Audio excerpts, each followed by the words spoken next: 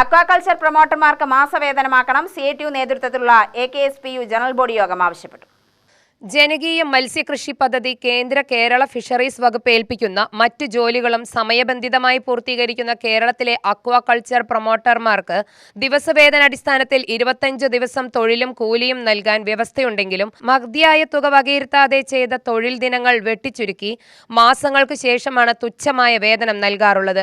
ഈ മേഖലയിൽ ജോലി ചെയ്യുന്ന പ്രൊമോട്ടർമാർ അനിശ്ചിതകാല സമരം നടത്തിയിട്ട് പോലും അംഗീകരിച്ച തുക പോലും നൽകാൻ തയ്യാറായിട്ടില്ല. പ്രൊമോട്ടർമാരുടെ വേതനം മാസവേതനടിസ്ഥാനത്തിൽ വകയിരുത്തി മിനിമം വേതനം ലഭ്യമാക്കണമെന്ന് പാലക്കാട് ജില്ലാ ജനറൽ ബോഡി യോഗം ആവശ്യപ്പെട്ടു. പാലക്കാട് KST ഹാളിൽ ചേർന്ന ജനറൽ ബോഡി CPIM ജില്ലാ സെക്രട്ടറി EN സുരേഷ് ബാബു ഉദ്ഘാടനം ചെയ്തു.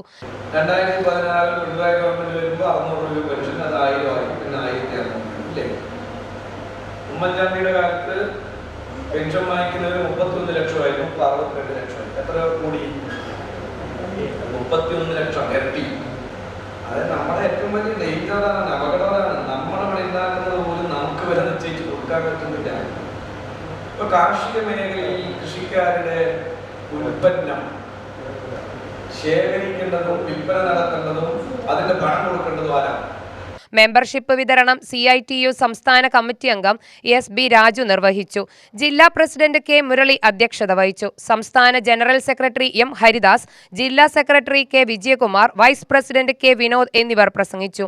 UTV news, Palakkad.